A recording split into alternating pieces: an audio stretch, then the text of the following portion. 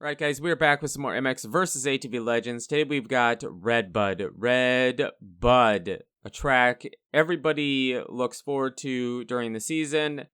It's here. We had a break last weekend. Nice to get back to it. And this track has some pretty major stuff done to it.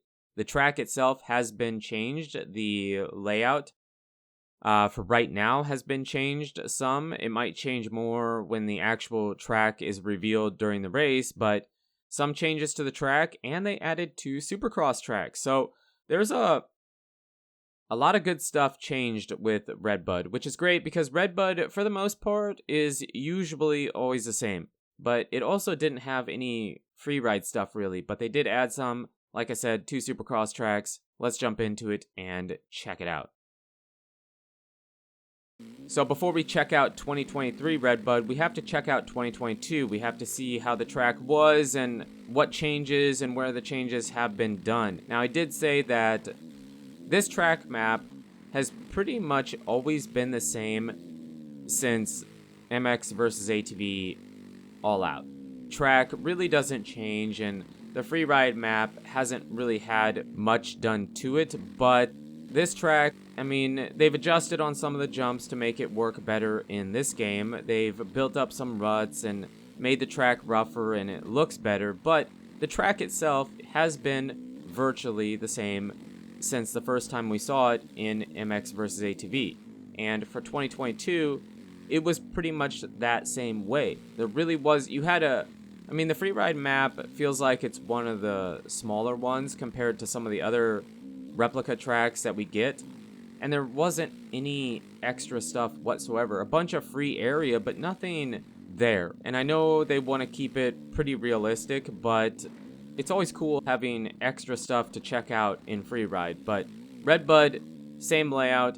They have adjusted on it. I believe Larocco's leap has been lengthened some. I mean, this jump, in the beginning, it felt like it was really, really easy to overjump it. Now, sometimes it can be kind of hard to get that bad boy. So, good changes to 2022, but for the most part, same track, right? Well, we switch over to 2023, and the start, they moved the start. This part is all pretty much the same, but the back half of the track has been changed. It's a bit different. It's kind of weird, but I like it. I don't know if it'll be that way for the real life race, but hopefully it's something kind of like it because it's cool. It's different. I mean, this track is very iconic and it has to keep its identity. I mean, it can, but you know, people expect the way the track is going to be. I mean, they can't get rid of Larocco's leap, for example. I mean, that jump is way too iconic. So the track is going to be similar to the way it normally is, but they did make some fun changes at the end where it's still RedBud, but it's different. It's a bit different. And the biggest changes, I already said it, but the biggest changes are in the free ride, which we will check out at the very end of the video.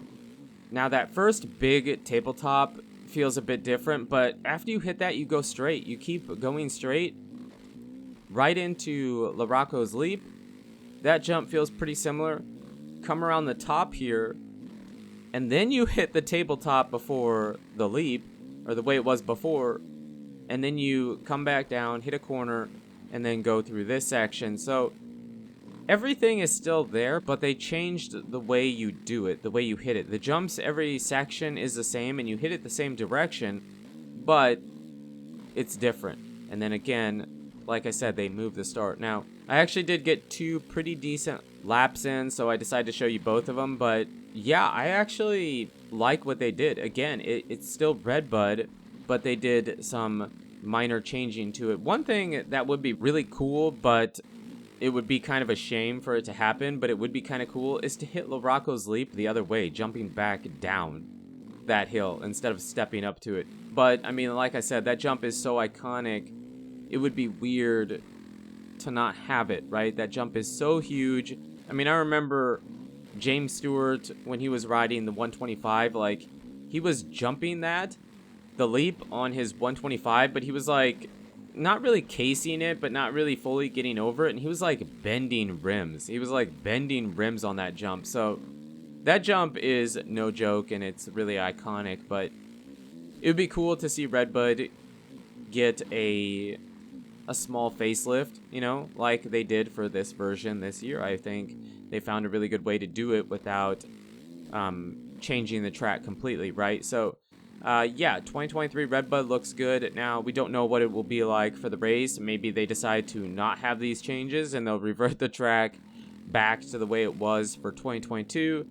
Maybe they make more changes to it eventually, and then in a few weeks, months, whatever, Rainbow Studios will give us that version. But for the first version of the track before the race, this is kind of cool. And then we go into some first person, because I like showing you first person, because in my opinion, this first person camera is so good. It's really good. I mean, MX Bike's probably the best, but this is really good. The first person camera looks pretty freaking awesome, and we got a pretty decent lap. I know it's not very fast, and I kind of take my time in some of the corners, but it looks good. I mean, for the most immersive way to play these tracks, grab the first person camera, jump on the replicas, and then, you know, have fun. I mean, this is the best way to play these tracks. They look great. The graphics for these tracks, the detail in them, absolutely amazing. And then again, first person camera is awesome. So best way to play it, I usually say that in my videos, but best way to play it is in first person. And then at the very end, we have the free ride stuff. So one thing I want to say before we get to that is that RedBud, and I already said a bit on this, that RedBud has a kind of a smaller free ride map, it feels like, and then they had a bunch of area, like a bunch of open area with nothing. And I know they try to keep it pretty realistic. I mean, some tracks don't have the stuff that they put on it, but they don't want to put something that's like completely crazy on the map. But it just felt like RedBud needed something else for the free ride. It felt like it was the only track in the track pack that didn't have anything to do in free ride. Not really. Well, that changes this year. That big open space to the right of La Rocco's Leap now has 2 Supercross tracks. It would have been so cool. They have so much area. They have so much area there. I feel like they could have done more, but I mean, that's being really nitpicky and complaining. But here's the first Supercross track. Kind of fun, really easy tracks. It feels like it would be more fun on a 125 maybe even the 250. The 450 is just a bit much. It's really easy to overjump everything. I mean, I was trying my best to not overjump and hit it in a decent way, but yeah, they have this Supercross track, and then opposite of where this one is, opposite side of the map, in the big open space, they have the second Supercross track. And this one's probably, well, I don't know. Actually, I think they're both equally fun. It would be kind of cool if you could do races on some of these, but what I want to say about the free ride stuff, especially these 2 tracks, is they're kind of small. I wish they could have built them bigger. If you were going to do it anyways, I mean, most people use the 450, right? And all this stuff is really, really easy to overjump. It feels like you could hit this stuff with a pit bike.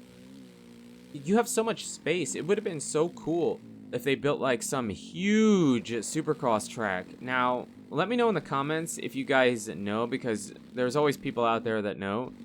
Are these 2 Supercross tracks real? Are they really there? Or is this something completely fictional that Rainbow Studios added for us to have fun on, you know, to try out?